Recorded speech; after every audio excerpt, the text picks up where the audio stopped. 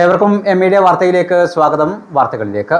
ഒട്ടേറെ നേട്ടങ്ങളുടെ ഇടയിൽ അവതരിപ്പിച്ച മട്ടന്നൂർ നഗരസഭ 6ാമത് ഭരണസമിതിയുടെ 4ാമത് സമ്പൂർണ്ണ ബജറ്റിൽ സമഗ്ര മേഖലയെയും ഉൾപ്പെടുത്തിയ വികസന പ്രവർത്തനങ്ങൾക്ക് ഊന്നൽ.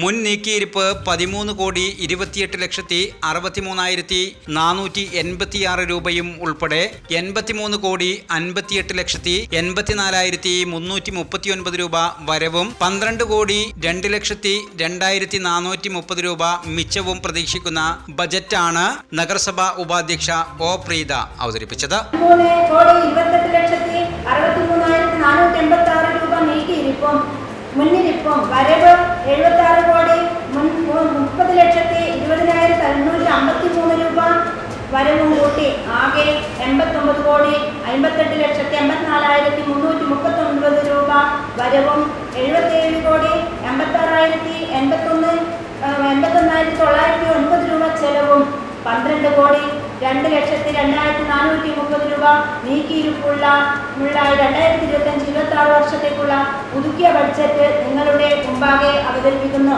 കഴിഞ്ഞ തവണ മാർച്ച് 26-ന് അവതരിപ്പിച്ചത് 7.13 കോടി രൂപയുടെ മിച്ച ബജറ്റായിരുന്നു. ഇത്തവണ 4.89 കോടി രൂപ വർദ്ധിച്ച് 12.02 കോടി രൂപയാണ് മിച്ചം പ്രതീക്ഷിക്കുന്നത്.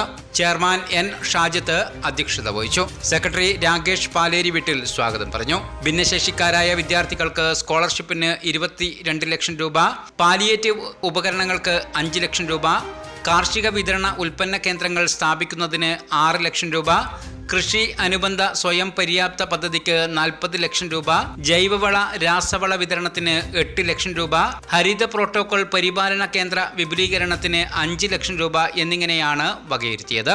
ജലസംരക്ഷണ പ്രവർത്തനം, ശുചിത്വ പരിപാലനം, കുടിവെള്ള വിതരണം, ആരോഗ്യ ഉപകേന്ദ്രങ്ങൾ, പൊതുജനാരോഗ്യം, വിദ്യാഭ്യാസം, മലിനജല ശുചീകരണം തുടങ്ങിയവയ്ക്ക് ബജറ്റിൽ ഊന്നൽ നൽകിയിട്ടുണ്ട്.